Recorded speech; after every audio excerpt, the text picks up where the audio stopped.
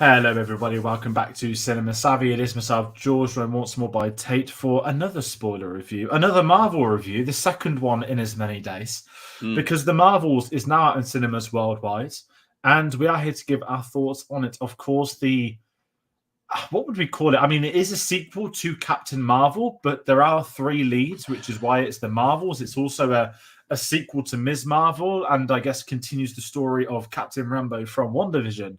The first film in which you really did need to have watched a lot of other things, which we'll be talking about. But first of all, Tate, how are we doing today? Yeah, it's unusual that we're getting a big wave of Marvel things. I know a few years ago we were getting a lot of Marvel content coming out, but it's been spread out a little bit more now. And we've had news this week of various different Marvel projects shifting in the future as well. So very, very interesting that you would have two Marvel things coming out on the same day. I don't think that's happened before, has it? I think normally one of them moves, whether it's the TV show or the film. But to have the finale of Loki and the Marvels drop on the same day is really, really interesting. Yeah, I'm struggling in my head. There was a clash at some point with WandaVision or Captain. No, maybe they were all the done one by that the comes to time mind. they It's came out. Disney, but it's not Marvel. Would have been. I can think of Mandalorian, Mandalorian, and Rise of Skywalker. And, yeah, that's what I'm thinking. And I know now that Disney have updated their release date. Star Wars are out on American time Tuesday nights. Loki was Thursday nights in America, Friday mornings here. Your reviews of yesterday, I need to watch it still. I have seen the series, but we are talking the Marvels. Because I've got some very strong thoughts on that, which people wouldn't like. But I don't have strong thoughts on this. I want to go ahead and say I love Loki. You should go watch the review. But yes. If I just quickly talk about Loki, all I'll say is the last 30 minutes of season 2, I loved. The other 5 episodes and a half I thought was not just dreadful, but ended up being irrelevant. And I actually think you could watch the last 30 minutes of season 2 straight after the end of season 1, and it would probably work really well. But this isn't the Loki review. And my Marvels reviews are a lot nicer than this, because let's talk heading into this. We've got Martin in the comments. Of course, we are live. We are talking spoilers. So if you have seen the film, do comment along your thoughts. If you haven't seen the film, if you're not going to go to cinemas to watch it this weekend, actually comment that, because we are going to talk its box office opening, which is breaking a record, not the record people want to hear, obviously, but we'll be talking about that after we sort of talk about the film as a whole. But heading into this, Tate, I want to get your thoughts. We did do a Miss Marvel review last year. Yes. You are right. I'm trying to think. We didn't have reviews out for She-Hulk or Secret Invasion. We've done all the film reviews. We've done Guardians. We've done Ant-Man. Sorry. That was this year. I was trying to think of what came out this year as well. It's been a long year. It's November. But yeah, I guess this is our first sort of proper Marvel review, the pair of us, in quite a while. But your thoughts heading into this before this week, maybe thoughts on the first Captain Marvel film as well, if that means anything. I mean, the first Captain Marvel film was okay. It was watchable. It wasn't like offensively bad as a lot of people on the internet tried to make it out to be. And, we had a chat about this beforehand as well with different people's thoughts and opinions on this film. For some strange reason, people can't decide whether this film is the worst thing Marvel has ever put out or the best thing Marvel has ever put out. And people just need to understand that this film is okay. And the first the Captain Marvel film was okay. And the Miss Marvel TV show was okay. It's okay to have okay things in Marvel. They've got so many films out now, and we should absolutely celebrate things when they're truly spectacular. We should absolutely call it out when things are truly dire. But this film is neither of those two things. It has good moments, it has bad moments, and it's okay. And it's okay to be okay. This film is enough. That's all I have to say about that. Yeah, I'm with you. And it's weird because the press screening was on Wednesday. I didn't go. I didn't actually try and go. It's not like I wasn't not invited. I was at the football. And I know a lot of people that went. People have been on our channel, Charlie, Neil, Ren, loads of others. And it was really interesting. If I talk to them behind the scenes, I don't know if people at home care about this, but I'm always curious. The review embargo lifted on Wednesday morning, UK time. I always find it fascinating when the review embargoes lift before a country has had their press screening. I say their press screening, the junket press had theirs earlier. If anyone's curious about how the junket went whilst the strikes were on, everyone got to speak to the director, and then they actually put them in a room with real-life cats. That's the state of the marketing for what they've done for this film. And obviously now the strike's lifted, which is well worth talking about. Brie Larson was on American talk shows last night. The SAG strike's finally come to an end. Last few little details, ramifications, but for the best of it, the actors have got what they needed to have. Reassurances against AI, loads of other things you can read up on those. There's a press conference. So it's looking great moving forward in respect to projects starting filming again. Marvel itself has had a whole load of news this week. They've delayed Wolverine, which we knew Wolverine Deadpool 3 to July. Captain America, it's called Brave New World now, not New World Order, which I hate. And they're doing reshoots of it as well for that. Extensive reshoots, and the sources indicate, without getting into current politics, it is due to them using, quotes, an Israeli superhero for the film. There is no other line I've got description bar that. I don't know the context, so please don't take that out of context. But I reckon it's going to be a little bit more than that for reshooting for 4 months than one character. So that's on the voting table. There were rumors that could have gone to the March release to replace Wolverine. Didn't happen. So next year there is one Marvel film. And for all intents and purposes, let's be really honest, it's a Fox film. It's starring Fox's Wolverine and Fox's Deadpool. So this is the last sort of, in my eyes, MCU film through to the start of 2025, which we've got a few. We got some TV shows coming up. We've got Echo in January. The end of, I thought, was it this side of the year or was it next side of the year? So Echo coming out in January.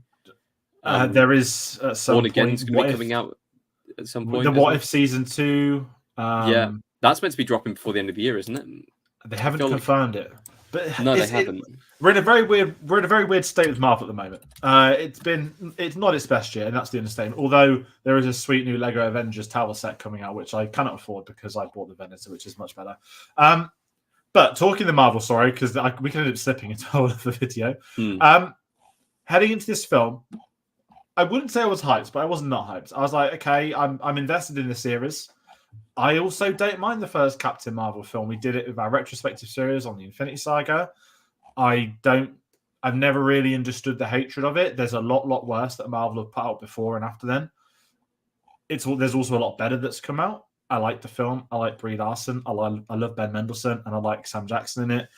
And of course, it came out in that sweet spot between Infinity War and Endgame, teased with that Infinity War end sequence. Made 1.1 billion at the box office, which is going to be a humongous talking point when this box office stuff really kicks off with this film. But for the sequel, it's strange. I really enjoyed Miss Marvel. I saved it till it finished. I watched all 6 episodes together, which was much better than watching it weekly, I think. That's where I'm the Marvel shows. I liked WandaVision, most of it. So Monica Rambeau stuff I was on board with.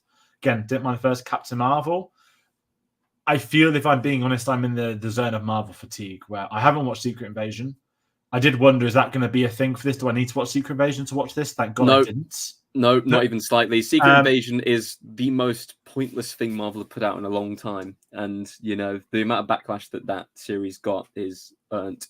Should we say? Yeah, and that's come out that had extensive reshoots as well, multiple endings, and people can read up on this. A lot of this is actually due to the writer's strike. That in relation to the events of this, Marvel are now having to hire real showrunners, which sort of shows where the problems of Marvel's productions have been, is that they have a certain executive producer overseeing everything when that shouldn't have ever been a thing, especially jumping into TV, which just isn't a 5-hour film. So a quick comment from Martin. I haven't seen this, and having seen the trailer, I wasn't bothered about bringing the kids. There's good alternative streaming. And I get that, and I think this is where we are with the Marvel stuff, right? I haven't really spoken about this film yet, but heading into this weekend, with this film out, the opening weekend, we all know that in the past it was always Marvel. Nothing else would come out. It was always Marvel discussion, always Marvel this. Having Loki out on the Friday, I think, Tate, I'm with you to a point. Not that it's damaged this film, but a lot of my time on Friday was Loki. I wasn't as much Miss Marvel, Captain Marvel, because obviously the Loki streaming, it's got a pre-existing audience that have been watching it for 5 weeks. It dropped the night before, so with the American viewers. And it's really interesting that I've seen a lot of posts from people I know watching this, but the general audience, I'm not seeing much, and I'm not seeing much on Loki. And we're not going to do the box office talk yet, but people not going to the cinemas to not watch this film, I do not think is reflective of this film's quality. I actually think right now it's the brand above us, it's Marvel Studios, that this isn't the kingdom it was 5 years ago, 3 years ago. We did a stream I can't remember what year. Maybe it was during one of the lockdowns. Disney did their online. We're going to announce like 100 things. And I remember distinctly saying on the Marvel stuff, this could be the point where they lose people, where there are too many shows. And everything they announced on that stream hasn't actually come out yet. They'd announced Armor Wars, which still hasn't come out. They announced Ironheart, which still hadn't come out. And there's a lot of issues where, again, contextually, Marvel could afford to make risks like that. But the bigger picture is that not your franchise piece for Endgame, that's really unfair. But they needed to realize that an audience, it's completely... It's oversaturated the market, should we say. I'm not thinking that I'm trying to... I don't know the term for it, but there has never been a franchise like this. Is the 33rd entry in the MCU in film-wise, right? 33 films in 15 years. But to have hit after hit after hit for like 11 years, accumulating in the highest grossing film in history at the time before Avatar re-released, that's like a peak point. And there's nothing wrong with saying that as a peak point. And I'm not saying the road was down after, but where I feel the studio side of things have maybe lost it somewhat overwatching is the realize that you cannot sustain this insane high consistently for 15 years. And I'm not sitting here talking as a box office expert, but when you bring in TV, when suddenly there's so much out there, the general audience, once they've lost one or two shows, they're gone. They're not coming back. They'll pick and choose, which is why Guardians did well, which is why Spider-Man will do well. People, and this is also reflective of the industry, not just Marvel now. Let's take DC as well into the equation. There's been a high point, and people are now very selective. They're not going to watch everything. They're very selective. And post-COVID, of course, is a big one. People picking and choosing what's worth going to the cinema. Let's bring in streaming services that have destroyed financially a lot of these companies who are now desperate to make profits because they've put everything streaming. By saying it's always going to go online after 5 weeks, people are going to happily wait 5 weeks to watch a film online. It's too late now saying we'll make you wait 4 months. It can work, like Oppenheimer, like others, but people at home will now know this is going to go on Disney Plus. Have Disney Plus. We're going to wait till it goes online. And there's so many reasons. And this is really effective. I know we're not talking Marvels. I've sort of turned it to a Marvel chat, but this film's weekend performance is a great many factors, not just one thing, which is why it has opened the numbers it has. And it's kind of unfair because, as we've said, this isn't the worst thing they put out. It's not the best thing. To me, my thoughts, I had a good time with it. It was a shorter film. It was 100 minutes. Yes, I've watched the other shows, but I didn't feel like, I didn't watch 2 shows recently. I didn't feel like I've now missed out. But at the same time, I had, of course, some issues with it. But as a whole, I enjoyed it. And it felt more like the first 10 years of Marvel than the last 5 years of Marvel. I think I want to bring up this comment here. The biggest problem, in my opinion, is that everything has to connect. Not all comics connect. So why do this for the movies and TV shows? I hope they change that with Spotlight. You absolutely nailed it by saying, people will pick and choose what projects they'll go and watch and see now that there's so much out there. If a big event film comes up or a film franchise that people have a lot of interest in, say, for example, Guardians, they'll go and watch whatever shows or anything, like they'll go watch the Guardians Christmas special on Disney Plus because they know they need to watch out for context going into it. If you're coming in and watching, the next Spider-Man film or the next, Avengers film or whatever, they'll watch the projects which, need to lead on to that. They won't watch the things that are completely pointless, that have no relevance to it. And we're getting to the stage now where it was originally event cinema. Every single Marvel film was an event to go and see. Even the smaller ones were like, wow, we need to see this film. We need to see that. And not only is there too much now, but it's such a convoluted and branching story that we've gone so far away from the main peak storyline. Realistically,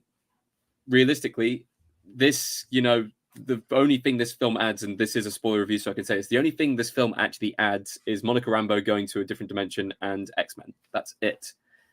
Outside of that, does this film actually add anything to the main storyline, in the same way that Iron Man, Thor, all of those Phase 1 films led up to the Avengers? There's too much connectivity going on. There's too many different things happening. At least you could say with Loki and the way that was finalized, that it had finality. That was the end point for kind of that entire arc. And with other films coming in as well, you want them to set up things in the future. You want them to lead on to the Kang Dynasty. You want them to lead on to Secret Wars whenever that comes out, or, you know, Secret Invasion, like anything that comes out in the future. You want it to be streamlined towards there. Yet, you know, people don't really care anymore unless it's got that streamlined kind of, you know, towards the next big event film. And it's a problem they need to fix, because let's be real here. Is Echo, the TV series, going to lead on to anything big in the MCU, or is it just a small side project that only a few people are really going to care about? And that's from a person who loved Hawkeye and loved the introduction of the character, you know, saying that. It's getting a bit too, you know, away from what it was originally created for, which was, you know, big event film cinema. And it's leaning too heavily into every story must be told kind of like cinema and TV and stuff like that. And the Marvels will struggle because of that, because, you know, it's not the most popular character, it's not the most popular, you know, IP. Even though Captain Marvel as a film was fantastic, even though WandaVision as a TV show was great, and Miss Marvel, I wasn't a big fan of the TV show, but I loved the character. I think Iman Vellani brings so much energy to the role and is one of the kind of big things going into the future for Marvel. I just don't think people will care. And it's very clear from the box office that people just don't care about going to see this film in the cinema, especially knowing, like you said before, it's going to be on Disney Plus in 5 weeks' time. Why on earth would you, you know, go and spend time going to the cinema and doing that when 5 weeks down the road you can watch this in the comfort of your home, you know, going and watching this, you know, take breaks, whatever. But, you know, whenever they need to, even if there's a project in the future which is like, oh, hey, you need to watch Marvels for this, people can just chuck it on Disney Plus. And that's a massive downside. Yeah, and that is on Chapek for pushing the industry in that way. Certainly Disney were the first to do so. Even going back to Black Widow, releasing it day and date. I know there's a pandemic, but cinemas same day as online, that just creates this. Not only does it not have the cinemas, it's pushed the industry in direction. And this is where people will talk about your Tom Cruises or your Oppenheimers, your Barbies, which are films that on paper wouldn't succeed, films that wouldn't be these juggernaut hits, which have all done so. But even Mission Impossible this year has critically misfired. Well, I say critically, sorry, I meant financially misfired. So what it is the industry doesn't know how to react to the current general audience. And the reality is we don't know yet. And with these strikes that have gone on, they have gone on so much so because of streaming services, because of studios taking advantage of their actors, but taking advantage of their writers, and so many other things. Even yesterday, I know this is a real off point now, but there's a Wile E. Coyote film that's been done and dusted, starring John Cena, and they've axed it. And it's come out that other studios went to Warner Brothers to buy the film off them because they wanted to release it, and Warner Brothers said no, they want their tax rebate, which is insane to think that. I've seen the leaked score for it. It sounded phenomenal. The amount Warner Brothers is now doing copyright strikes on the score as well. Just the amount of effort that everyone put into that film to make it a thing, just to be, you know, canned, is absolutely insane. And just for a tax write-off, the same company that made a $250 million loss on The Flash this year. An animated film probably would do well, but let's talk Marvel. So it's got a couple of other things. Martin, Iron Man, the good old days for me personally, and this is it. It's evolved so much. And I did sit here and think yesterday watching the film, I was like, wow, like this really did go from the film about Tony Stark in an Iron Man suit to now we're up in space at space stations, and it is like the comics, things like being brought into it and Saber and all these other things, and it was kind of cool. But then you think, but how has the growth cost them? And this is again the questions. This is why they need writers' rooms. This is why, if I'm being really honest, Kevin Feige needs to start switching up his backroom staff. I know he's in charge, but it can't just. I mean, we're seeing the unionization of VFX companies due to Marvel's treatment of them. There's a lot of things in play that's going to be on the news next year. This company, and the movie isn't great, but it passed my criteria that I was angry that I spent money on it. It was okay for watching, and this is kind of it. And if we talk about the state of online discourse, that certainly with Star Wars, Marvel's not had this yet, but it's getting there. It's either the best thing ever or it's the worst thing ever, and there can never be a middle ground. And maybe at times I've been on the side of that. You know, who knows with other things, but I find it insane when it's like it's hard. Yeah, it's hard to say film's average, then you dislike it or love it, but sometimes that's how they are. So I just want to throw in a similar opinion I had earlier on this year was to Quantumania, which a lot of people hated. like I still do. absolutely hated. I thought it was okay. It wasn't Jesus Christ. It wasn't as good as the other two Ant-Man films. Have you gone back to it? I haven't. No. Should I go back to it and have another go at it? If you give it another go, I'm not joking. I think this will be the bottom of your list. It's that bad. I mean, I'm not saying that it's not going to be near the bottom of my list. What I'm saying is it's not as bad as people said it was. And, you know, especially with the online age of, you know, reviews and stuff like that, I had a really good discussion with a few people at the film festival about the film Foe, where a lot of people really hated that film. I thought it was okay. It's one of those where things are starting to become, you can't give anything like a 3-star score anymore. We don't do stars or anything like that on the channel, but you can't give anything a middle of the road kind of like, was it 2.5 stars would be bang in the middle, but for some strange reason it has to be a 1-star or a 4 or 5-star. There are no other stars involved in that. But it's unusual because I feel like this film in a different universe would have done really well. It's got a reasonably likable cast. It's a fun film. It's a film where, and if we're actually going to be talking about the film now, you cannot take this film seriously. This film has musical segments. It has cats. It has songs from the musical Cats. It's a film with a lot of humor thrown in, and I do want to point out they completely misadvertised this film. That final trailer, if you've seen it, the really serious toned one where they brought the one back, with Iron Man, the Iron Man. Oh, remember Iron Man? Remember Endgame? You know, Thanos and everything. You like know that. why that's the trailer? because of how how bad the tracking figures were for this, and this is where Marvel's failed, and marketing is a part of it too. Is that you're not advertising the film like this. Film was way different to what I imagine. It was almost not a comedy, but this was not a serious drama as such. Yes, there are stakes as there always are, but this felt like those earlier Phase 1 films where it's like, okay, here's 3 characters. We've all got different dynamics, and it's a core of this film is they're basically, if they use their powers at the same time, they're going to essentially swap places. And you know what? I really liked that. And I actually think it's a fun concept. It was really fun to watch. It's not been done with Marvel. It's not. I mean, I'm sure it's been done elsewhere in the past, but nothing's jumping to mind. I didn't feel like once to have seen this one. Now, the film I have seen is yes, stereotypical villain wants to destroy the world and take revenge for everything, and that's a part of comic book stuff sometimes. And we know that's an issue. Marvel's had a villain problem for many years, and they have got so much better over the last couple of years with that. But I loved the concept of this, and then that concept doesn't work if you've not got the lead members to do so. And we mentioned Eamon Vellani, who, I mean, obviously at SAG strike, they couldn't promote the film until yesterday. The red carpets that she has missed in a really sad way as well. This is her first ever film. So the fact she couldn't promote her first ever film, let alone it being like a Marvel one, for her who's doing red carpets, taking the mick out of Kevin Feige, talking about genuinely having knowledge and loves Marvel, and a massive compliment. This is, it didn't even feel like she's acting in this, that she was clearly enjoying every moment of it. She had great chemistry with the other leads as well. The family dynamic, now I know it's the real life stuff, it's very tricky, especially with the actor of the dads. If people haven't read into that, it's a sort of Jonathan Major situation, obviously a bit different, supporting minor character versus gazillion variants over the next 5 years. Easiest recast ever. Oh, very. But they just don't get it yet. No. Anyway, I can't. Here's the thing: they've already recasted within Marvel for literally no reason.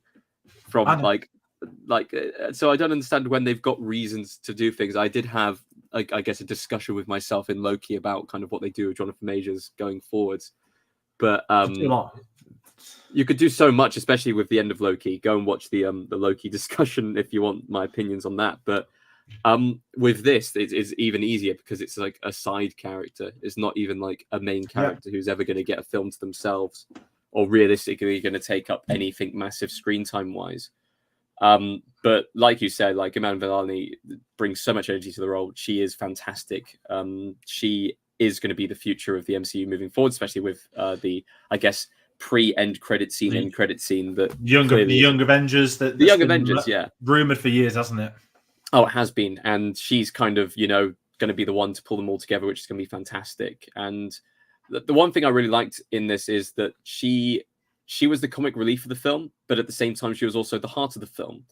and it works really, really well. A similar situation I could put it onto, I guess, is Puss in Boots: The Last Wish, where the dog character is not only the heart of the film, but also the kind of comic relief in there. But she's brilliant. I love kind of seeing her use her powers and kind of still trying to get a grip of things, but also kind of having mastery of various different elements of it. Geeking out over, Captain Marvel, and you could completely understand, her being in that situation, especially as a fan of, Marvel comics and, schooling, Kevin Feige on what universe they're in and, different comic book facts and stuff like that. She clearly has unmatched passion for the role and unmatched passion for the projects that she's placed into. She's going to be great. I think, petitions will be put out there for her to become the new head of Marvel, but we'll it's one of those where her interactions with the other characters and, how she's able to hold her screen presence at such a young age is just brilliant. And I love to see her in other projects. I love to see her just pop up, a bit like Florence Pugh started to kind of pop up everywhere in various different things and stuff like that. I think that'd be really fun to see and, have going forwards. Yeah, I'm the same with you on her. I think she does function as the heart of the film, and bringing the family angle into it. I know, of course, obviously Monica's not got her family. Carol Danvers doesn't. Well, obviously she's got Carol as her aunt, but you don't really get that emotional core of it. And I think when it's something is not sort of harp on the villain side of things, when the film is the centric antagonist isn't really connected to anybody, it's like, oh, this happened 30 years ago. This has put them on this journey. It's one of those. Okay, it's a two-dimensional villain, and I've always said this with the Marvel films. I don't mind two-dimensional villains sometimes if your leads are interesting enough and have enough going on. And it's always the origin films where you would get your weaker villains. And I never say Nolan set the template, but everyone goes to the Nolan template of you put a minor, in terms of a rogue gallery, you put a minor villain in your origin film, and then you put your heavy hitters in the sequels. Now, they've all been doing that since The Dark Knight. I'll, of course, always say Spider-Man is one of the best origin films ever made, and it has Willem Dafoe's Green Goblin in. So that sort of undermines that to a point. But you're not going to sort of develop a villain while you've got three leads also in this that also need developing, the relationships, bonding. You've set up this side storyline of why are they switching? Why is this happening? So there's a lot to juggle with this film. Yeah, add in the 105-minute runtime. And I think this film delivers with it. There's not many big set pieces. There's not many big sequences. Some of them I was a bit bored by. I went like the Skrull stuff, but fine, I get it. It felt a bit contextual, I'm not going to lie, actually, but I won't get into the politics of today. But it was really interesting, and this is where I'm kind of going to talk about Knives Across Direction, that I really enjoy the direction of it. Even the fight sequences in this, there are little things, like even the montage of the three of them figuring out their powers of one another. Then you see them in the fight, and it's like, oh, they haven't 100% clicked straight away. Brilliant, because it wouldn't work like that, because they've just been learning it. And I felt like the direction was key on this. It felt like a film where there's actually a creative director involved. And I see that in the sense of there are some issues with the story, that the narrative's a little bit jumbled up, but I can see the message of the film. I can see the emotions and the themes it has. And in my head, I can let some of those negatives drop somewhat. But again, I'm not sat here overhyping it, because I know this one has flaws, but with its flaws, there's also a lot of entertainment.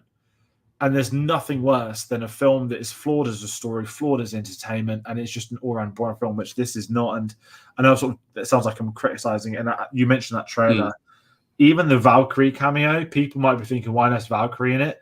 Obviously, Tessa Thompson's very close with Nida Costa outside of the industry. Kind of makes sense, this cameo. But for Disney to put it in the trailer on Monday, like 4 days before the film comes out, spoiling.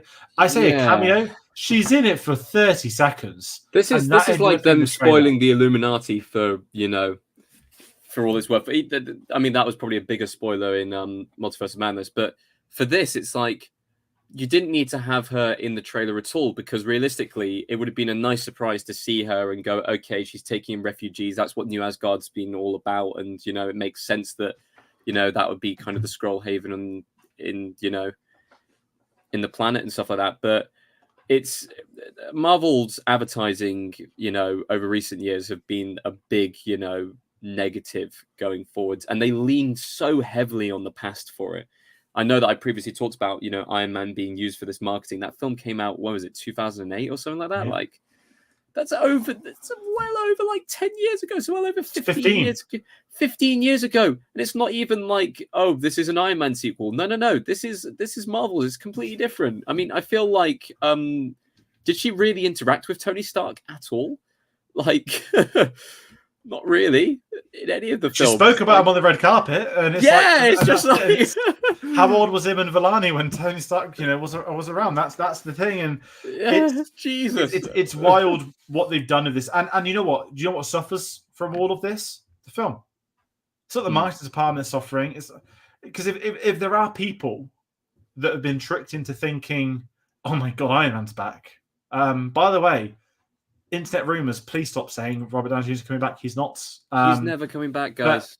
Calm down. The problem is that trailers that falsely advertise films then in turn leads to even more outbursts online. And I mean, I know we've sort of vented a bit. We're more venting about the corporate business side of it than the story. And I think that in turn doesn't do this film a favor, because I mean, I can't sit here and tell you how to edit a trailer, but it's not my job. If I was a professional in charge of a multi-billion-dollar franchise, I would be making sure that what I'm marketing is what this film is about. And I don't think any of the trailers delivered on this one. The second trailer made up completely of footage from WandaVision, from Miss Marvel and Captain Marvel 1. How on earth was that allowed to be released? Because you're then telling everybody at home, go watch these 3 things before you watch this. That puts them away further. The film has a recap if you weren't familiar with. I mean, in my head, you should be expected to watch You need to watch Captain Marvel 1. There's a 5-minute recap for Iman Vellani, which is fine. You get intro to her. You get the Monica stuff, I guess, through the first one. You have to watch Captain Marvel 1. And I'm going to segue this into talking about Brie Larson as well. Brie Larson, an actress that gets an insane amount of hate online. And you know what? I mean, we're both white. We're both boys. We've made a comment in the past. When I say we haven't, sorry, she made the comment in the past, basically saying, why are there white men doing reviews for the films that are being made by teenage girls? Whatever that quote was that blew up the internet, I never disagreed with her, because she wasn't criticizing the people doing the reviews. She was criticizing the outlets for saying, why is it the same people? She was criticizing the lack of, not progress within the industry, but let's take Rotten Tomatoes, for example. And I'm bored of talking about Rotten Tomatoes. It's become way too OTT these days, but people live and breathe by it. We've got reports now of PRs paying people for positive reviews and stuff, which we knew they'd eventually do. But I think it's wild that she made this very fair comment in the grand scheme of things, with knowledge of the industry, and it was took on insanely, and that made people hate it and nothing else. And I know there are varying reports of she doesn't want to carry on at Marvel, vice versa. We'll never know for sure until, I guess, in the years to come. But I feel like they failed her as well. She had her film. It made $1.1 billion. There was no greenlit sequel straight away. The fact the director didn't come back is very interesting as well. But then to be reduced to not an Infinity War, cameo in Endgame, cameo post-credits in Shang-Chi, now your sequel film, really, that's not... And I'm not talking to even the defense of Brie Larson, but as a character who, by all default, should be leading the Avengers of that stature, to have nothing like that, and again, now she's got a lead film, probably about 5 films after Endgame's been and gone, you do wonder, saying, okay, well, what are they doing to help her? And again, we don't know the politics of what goes on within the company, again, and whether she wants to leave or not, but I find it strange that if you're building up this new saga, these new things, they've had their focuses not just in the wrong direction, but there hasn't been a direction. No. I mean, I'm not picking on Loki because that's who it's done, but that's completed a story arc, which is great, and that ending worked. I'm going to spoil it in case people haven't watched Loki, but I'm looking at my shelf. What are we, 6 films into phase 4? 7, 8, 9? 6. God, I think there's more TV shows in than films in. And this is it. And I don't need a direction for everything because we know the gist of it. But when we've been invested in this for 3 years into this phase now, 23 years into phase 1, you're in 2011, and you know there's an Avengers film coming out next year. Obviously, there's been strikes, there's been COVID, of course, but it doesn't feel. And the problem is that because this Marvel series has evolved into where's it going towards? It's gone towards Infinity Stones. It's going towards Thanos. Yes, this is going towards Kang. Yes, it's going towards the multiverse. But the audience, and this isn't me, this is as a whole, and this is with the general source, the multiverse is very difficult to sell compared to one big bad villain. Very, very different things. So I know I'm all over the place discussing this, but I just think a film like The Marvels should have been out years ago. Yes, and it should have been a post. Not. I mean, I'm not going to talk about Spider-Man. That's unfair because Sony and the rights and pick the release dates, but really, the structure of these film releases, the TV show releases, are equally as all over the place. And again, you lose your audience. And I'm not even talking Loki season 2 straight after Loki season 1, right? Spider-Man Far From Home, which is technically in phase 3, is set 1 year after Endgame. But loads of films have come out after set before it, vice versa. They've now released a timelines book for people for this all to make sense. But you've released the timelines book before the Timeline TV series finished yesterday, which also doesn't make sense because that would be the one fucking time to release a timeline book, and you could put the final page. Sorry, I'm waffling, but I'm just I get it. It's tricky because I know I'm not talking about this film, and it's not this film's fault, and it's turned into more of a Marvel chat. But this film's suffering, and I don't think it's this film's fault. And this film's fine; it's got issues, but sorry. Jump in and say something. It's absolutely fine. So I'm going to jump in. I'm going to go ahead and kind of shed some light onto, two characters weirdly who haven't really talked. I mean, we talked a little bit about kind of Brie Larson and Carol Danvers, and it's interesting that her progression from Captain Marvel and kind of what we've seen throughout the MCU, she's seen as this kind of universal kind of cheat code. And yet in this film, she gets completely nerfed by the villain in the case of, with the clandestine bracelet and stuff like that, which I found really interesting because it's always difficult. It's always the Superman conundrum, like, how do you beat a person who's invincible kind of thing? Yeah. And they target the family angle. They target the actually being able to match kind of her on her powers and stuff like that angle. And the fact that the whole reason why the villain exists is her fault is quite an interesting angle, especially given the events of Captain Marvel and leading on and stuff like that. It creates a civil war and she feels guilt because of that. And you have Radcliffe kind of coming in, and it makes sense in the grand scheme of things. I think Teyonah Parris is fine as Monica Rambeau. I wouldn't say it was a outstanding performance. I feel like out of anyone, she's kind of the person who would need a little bit more given in the TV show to actually expand her character, which is interesting because realistically, we've seen a tiny bit of her getting her powers in, WandaVision. And then suddenly she's able to completely master her powers and is working for Nick Fury in space. There's a massive gap there where nothing's being filled in, whether it would be a Marvel one-shot to kind of show her progression or whether it would be just something to, tie in that kind of, she's a lot better now and stuff like that. And now she's going to be thrust into the X-Men universe and we don't know how she's going to be able to link that and do things over there. But it's a character where we didn't really get much development from her. Even within the film itself, we didn't get much development from her. Her only development was, Carol, you were my aunt and you left us and that made me sad. But I'm okay now and I'm a strong person because of it. And that was her entire development throughout the entire film, which is a shame because, one of the three main characters to have that little amount of development, it is a shame. And, she did the best with what she was given with. Talking about Zawe Ashton, who I'm not a big fan of the actress myself. I've seen her in other projects. I'm not a big fan of her acting style or, what she brings to her roles and stuff like that. As far as she was concerned, she did enough to make the heroes of the story actually have a purpose, and that is fine.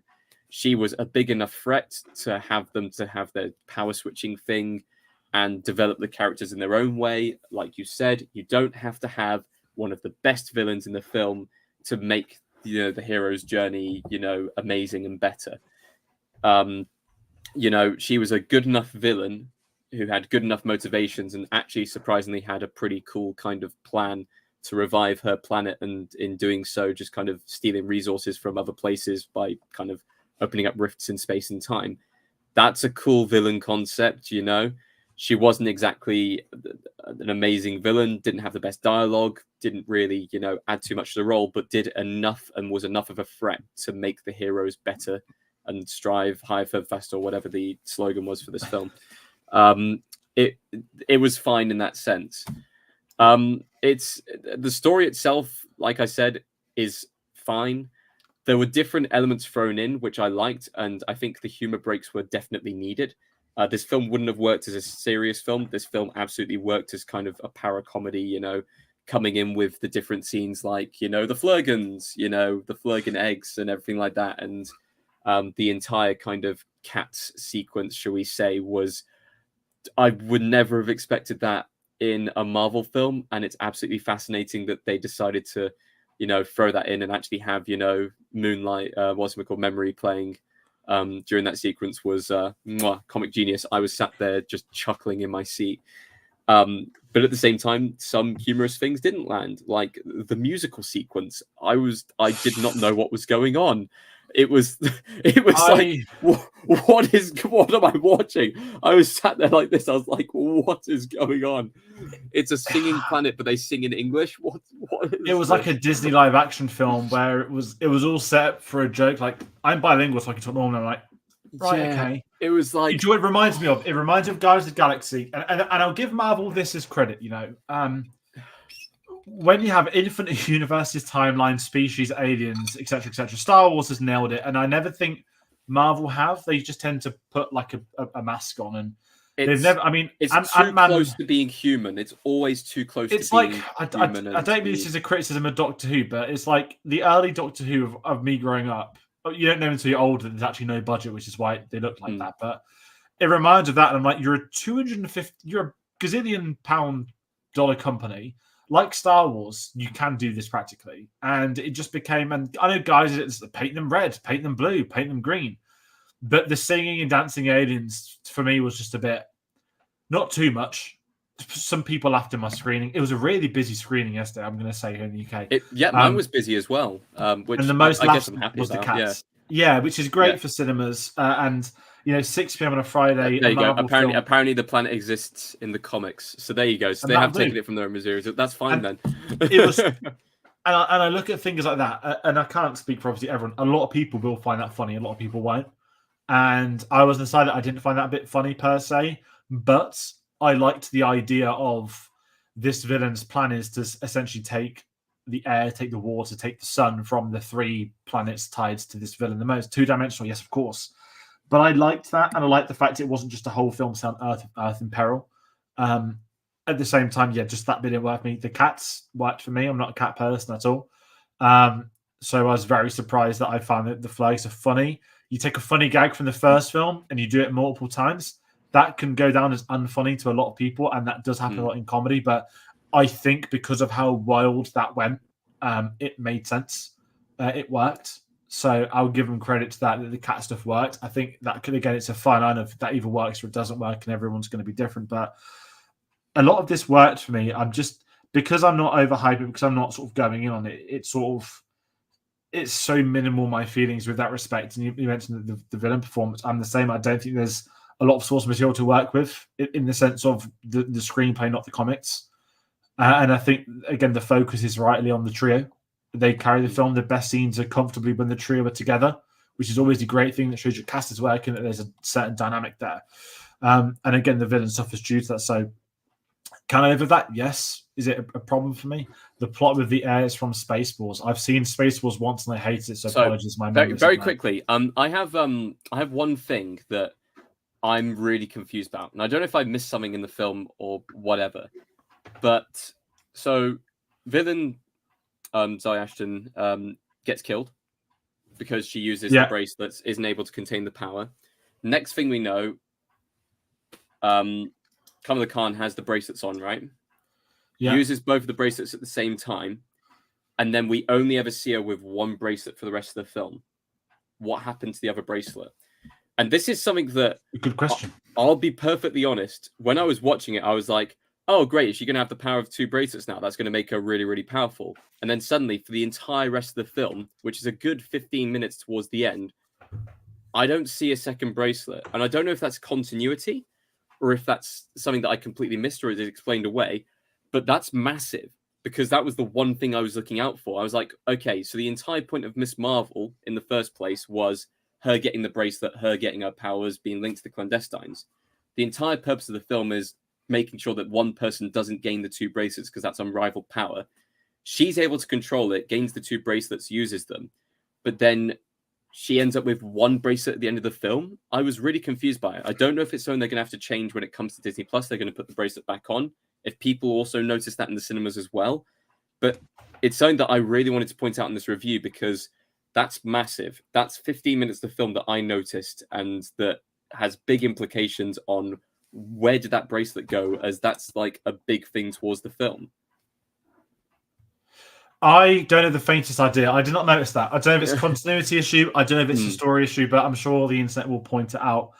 I thought you were going to say, how did she not die like Iron Man? I know. Well, yeah, no, that's another thing as well. Like, you know, when the villain dies straight away. But they did say earlier in the film that if the villain uses it for what she wants to do, it will kill her. She's like, fine.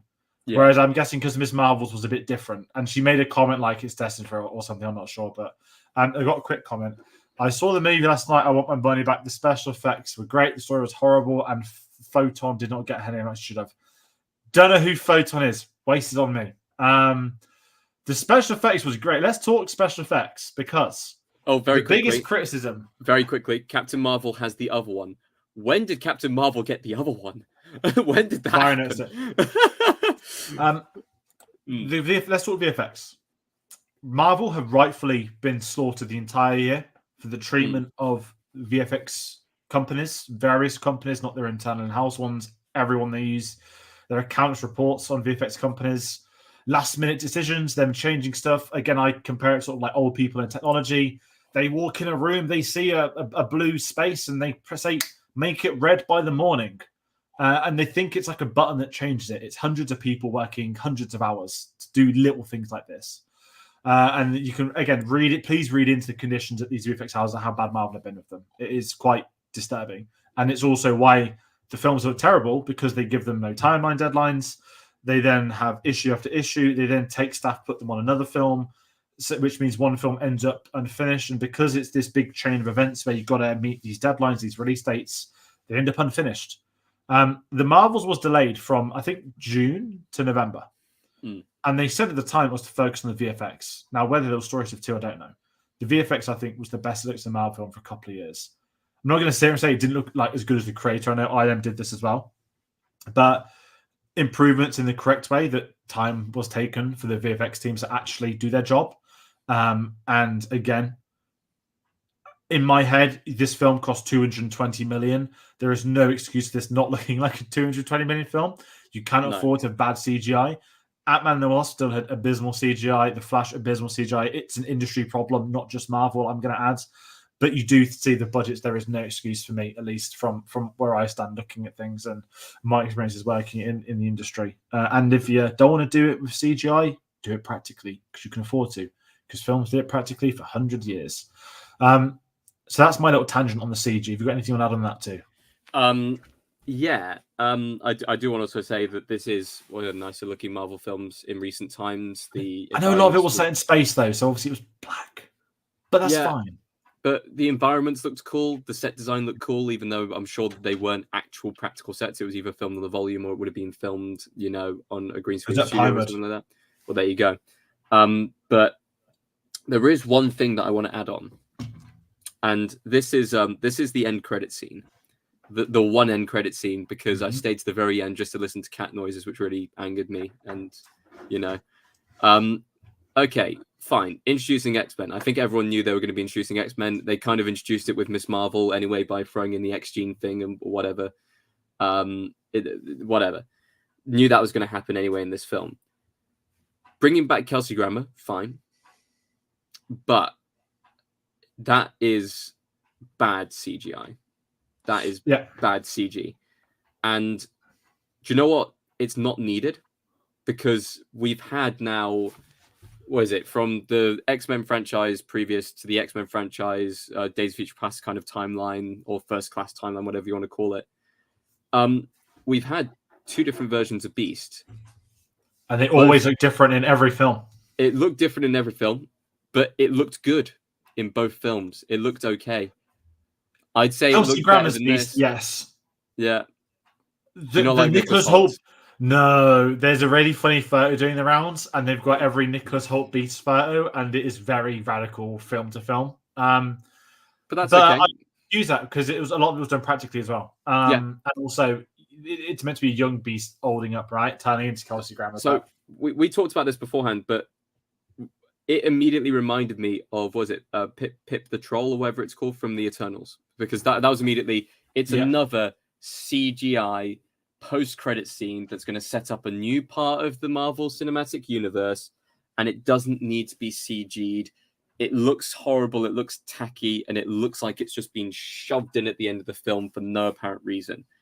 And we discussed this already, but post-credit scenes in the past were fun little kind of Easter eggs moving forwards. Sometimes they were necessary to the plot going forwards. Sometimes they'd introduce something like a plot twist towards the end of the film, which is like, whoa, you thought this was over? No, it's actually going to continue on kind of things. And I know that we all stay behind for them now. It's a kind of thing now for any superhero film, whether it's Marvel or DC. I know DC doesn't do post-credit scenes, and I always stay for the DC ones knowing there's going to be none anyway. But it's always a nice little surprise at the end to see, oh, look, there's going to be another scene. We know that and stuff like that from these films. Some of them are so unnecessary. Some of them should be part of the film, and some of them should be scrapped completely. This one feels like it's being just shoved in last-minute films, corporate just decision. like completely out of the blue. Could have been done just from it. It baffles me. It absolutely baffles me, this one, because it seems so rushed and so kind of, like, why didn't they take their time for it? Why didn't they, set it up in a different way? Did it have to even be an end credit scene? It could have been literally the last shot of the film if they really wanted to tie it into the universe. Instead, it's just a little Easter egg at the end of what's to come. It just doesn't work for me. And they've had a massive problem with them recently. I mentioned the Eternals. We've already mentioned, Brie Larson showing up in Shang-Chi, which was probably one of the better ones in recent memories, We've had them from Wakanda Forever, where it should have been part of the film. I think they've started with this trend of we must throw in a post-credit scene. Okay, what are we going to put in the post-credit scene? And everyone panics now. Either if it doesn't fit naturally, don't put it in there. In the same way of like they put the cat noises at the end of the film. If you're going to put the cat noises at the end of the film, why not actually have a cat on screen in the credits doing it, or something for the audiences? You've just put cat noises in there because the cat noises are funny because it's the Flurgans, but you've got no content going there. So why did you do it? It's a baffling decision that they don't really know what they're doing anymore, and they're just panicking and making decisions based off that. When they don't have a film coming out now we don't know when the X-Men film's coming out. We don't know what the plan is, right? So yes, okay, we don't 2008 the Avengers plan, but the next film is Wolverine and Deadpool. I get you can't put a scene from that in there, and it's at this point just don't have one. Just because I like that the end credits, like before the mid credit sequence. I liked every film that has this lovely animation doing a proper credit sequence. I like that, but I'm there the same. I mean, I remember that one was it the Spider-Man Homecoming where the credit sequence was the Captain America. Like, so you thought there was going to be more or something like that. Great, and people are angry, and I'm like, don't listen to people that are angry. Humorous. If you have nothing to put in, put nothing in and tell them. And it's this horrible trend, and it's gone on for so long. And you know what? I was thinking this week, I didn't rewatch the Spider-Man trilogy after playing the new game. I was like, back in the day, you could just watch a film. And I was like, if Spider-Man 2 was made today, you just know they'd have shoved the Harry Osborn Green Goblin bit to the mid-credits, don't you? And I'm there like, that was an integral part of that film. Yeah. And I'm at this point now where I feel like credits is done for the sake of credits, and it's tiring. And the problem is that's stemming into normal films. Because now normal people are going to cinema for films that they're creating. Is there a credit scene? No, there's not, and there won't be. I will say the one positive to it is that people stay for the credits and people actually get credited for their work. I've been guilty of this before. I know, but I've been guilty of this before. People don't get acknowledged because people go as soon as the film's over. I'm gone. They're not going to see the name scroll across the screen. I don't know if people actually pay attention to them or not. That's my question. People are just vibing and stuff like that. But at least, you have people sticking around, and there is in some way, shape, or form acknowledgement for the people who, you know, actually made the film. That's fine. And I always respect, you know, filmmakers who've been able to do that. And I always respect filmmakers who actually put their credits at the start of the film because it acknowledges them before the film even starts. There's no reason to stick around till afterwards. People are almost forced to know these are the people who made this film. You must give them the credit for that. That's fine. But the best end credit scene in this film wasn't even in the end credit scene. It was the final scene of the film. It was the, you know, Kamala Khan becoming Nick Fury kind of Young Avengers initiative and stuff like that. It's a parody, but it's also, you know, setting up for the future. That would have worked completely fine. People would have been happy with that because it's like, okay, look, it now makes the most tenuous connection back to Iron Man, back to the very, very start. We're not going to get a Marvel film in a long time, but at least we know the future is in safe hands. It's kind of resetting the clock. It's restarting things. Instead, it's just kind of left with a terrible taste of CGI in our mouths, and it's just not necessary and it's not needed. And then people are talking about Beast and X-Men, not the film they just watched, which is equally a problem. And it's just this revolving door of issues. And we already know that X-Men, you know, when Miss Marvel series finished with a You're a Mutant and they play the X-Men theme, and there's a lot of issues these things have, and yeah, the credit scenes are one of them. And the problem is that's again this 15-year series of doing so. It's created a culture. If I'm being honest, a terrible culture in cinema. I've got no issue with people leaving credits. I've got no issue with people staying for credits. But I just hate this. If you've seen photos that have gone viral of like cinemas that have to put the name of a film to put dash no credit scene, and it's like the most random fucking thing that never have a credit scene.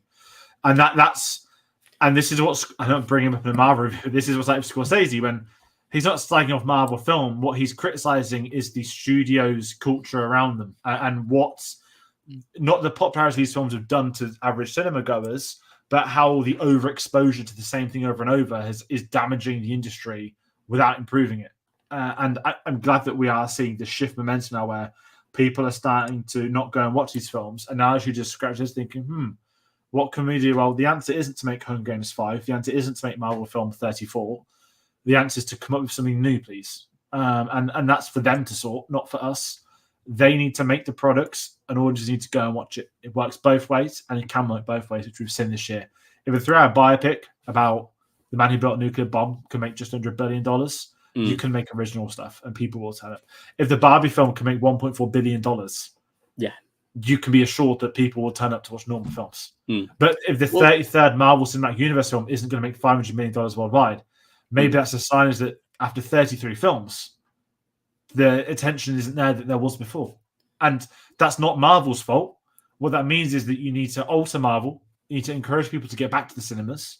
You need to look at your franchise, look at your brand, look at what you're doing, look to see what you can improve on. Because the audience, I know it's a structural thing, right? That what you're greenlighting now is not going to come out for 2-3 years. It's a shifting audience, and no one knows what it's going to be like. But they've got to do some stuff. And this isn't the Marvel's fault, but the Marvels is going to be the film that jumps out as the film that had the lowest grossing opening weekend in Marvel history, unadjusted for inflation, which is the worst possible thing because The Incredible Hulk opened to $55 million. But Marvel will look at that now. The answer shouldn't be, okay, we don't ever use Captain Marvel again. The answer should be, okay, what are we doing with our brand that's not working? Because there's plenty to go around there. As you can see with strikes, as you can see with the CGI, as you can see with so many other things, and it will come together in other. You're not going to have a problem next year with Wolverine because you've brought back Hugh Jackman. And the answer to Marvel's problems is also not to try and get Robert Downey Jr., Scarlett Johansson, Chris Evans out of superhero retirement. They're all trying to move on with their careers. Yes, people will turn up if they come back like they did Tayte, like they're going to do Hugh Jackman. But that's not, you can't sustain a franchise of having the same people over and over and over and over again. You have to, like the Bond films, you have to make it an event film again. Like Star Wars, you have to make it an event film again.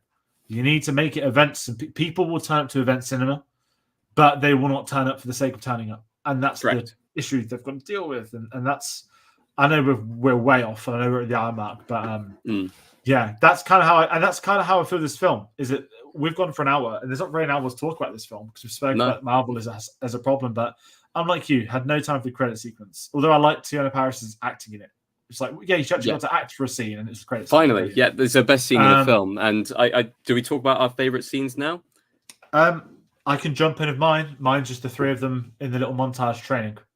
And that's really minor, but I prefer character moments such as that to over extravagant action scenes. Mine is the three of them switching whilst fighting. I think it was very well shot and filmed, and especially I think the kind of progression of the iterations from the first time where they don't really know what's going on made for a quite entertaining fight scene where, you know, they should have the upper hand quite easily, but they clearly don't because they keep on changing locations and they don't know what's going on.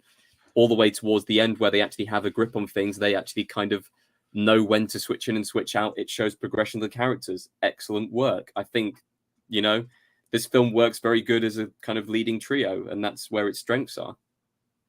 Yeah, no, I'm with you on that. And that's so great. Are we ready for final thoughts? Because I've really got on saying final thoughts is kind of where I began. So it's fine.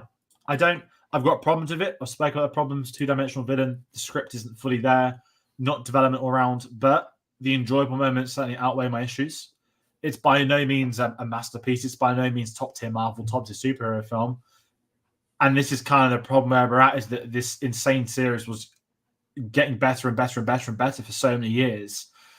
I'm not saying it's gone stale, but there has been, as I mentioned, that peak point of Endgame. Like every peak, you're going to slowly come down. And this has been better than other entries recently, absolutely. But it's unfortunately a cog of the machine. And that's the sad reality of this, where no one's, bar him and Vine, no one's really been allowed to shine. And I think that's because of the studio mandating the series at present. This film's fine. I don't understand the hate for it on one end. I don't understand the kind of obsession for it the other end. Yeah. This film is completely fine, and that's okay for a film to be completely fine. It's not going to win or be nominated for or do any awards things. It's definitely not bottom 5 Marvel films of all time. Surely not. No, it's somewhere in the middle. It's bang slap in the middle. I will enjoy watching it again on Disney Plus when it comes out. I'm not going to actively avoid it. It was a fun romp of a film. I love the character dynamics in it. It definitely had some flaws to the film, you know, but it was fine. It was absolutely fine. And do you know what? Maybe we all needed an okay Marvel film. One that wasn't completely terrible and controversial, just one that was completely okay. And yet somehow, for some strange reason, people are making it to be controversial. People are making it out to be the best and the worst. And, you know, people aren't going to go see it. But Marvel did a great job of sending people to the cinemas and getting people more interested in the film again. You know, posting, you know, some of the greatest box office numbers of all time. And now they're the ones who are kind of, you know, in trouble from that same kind of, you know, we're now putting a lot of stuff on streaming, and therefore they're losing, you know, the grip they had on the game, shall we say. So they need to change their output. And I know we've talked about Marvel more than we've talked about the film here, but this film does okay, and it's going to suffer because of Marvel's actions. I do hope it does get, you know, at least the acclamation it deserves. You know, it's an okay film. The actors in the film deserve, you know, the credit for them and stuff like that. They don't deserve any hate going towards them for their performances or anything like that. And I mean, we always say this, but I'm in the Marvel machine. You know, I will be watching whatever project they put out next and everything like that. I'm excited to see what they do with Iman Vellani in the future. I'm interested to see whether, you know, who knows whether Brie Larson will stay on or not. And, you know, it'd be interesting to see what Diana Paris does if they're going to, you know, do X-Men based things as well. So for me, that's kind of where we're at with Marvel at the moment and where we're at with this film. It's okay. And, you know, I think encourage people to go to the cinemas and support cinema and go watch it. Yeah, and there's a lot of films coming out. It's going to be a busy few months. And if you don't want to watch Marvel, there's going to be another 3-hour historical epic in the next couple of weeks from Napoleon. There's films out at the moment. There's a lot to support in the industry, and the Taylor Swift film is still out. But you can comment below your thoughts on Marvel. So as I said, if you've seen it, let us know. If you haven't, if you're curious, if we do want to hear it all, we hope you've enjoyed the chat, because we've gone on for a little bit more than just the Marvels, as we said we would. But it's as big a discussion point at the moment. This is what happens when you're a cog in the machine. People talk about the machine more than the cog in it. And if you want to find out about more videos, what else is coming, go get some social media at linktree.com/cinemasavvy. You can get our Twitter, Facebook, Instagram, Letterboxd on there, alongside a link to our Redbubble store to pick up merch. There's a lot of reviews happening. Tomorrow, a Mission Impossible 4K review is going to go up on the channel. Finally, after a few weeks of waiting. We've got The Killer on Monday. Monarch Legacy of Monsters on Tuesday. I feel like there's something big coming up that I've forgotten about. It's getting busy. Doctor Who's coming out soon. Doctor Who, yeah. We've had our first 2 weeks today, 6:30 p.m. in the UK. The episode will air. Has been confirmed today. Yeah. And there's a lot of other things happening. We've got a massive Disney top 10 ranking video coming out next weekend as well. So do stick around. There's a lot more things happening. We'll have reviews up for those alongside new releases too. And as always, thank you all for watching, supporting us. Take care, and we shall see you on the next one.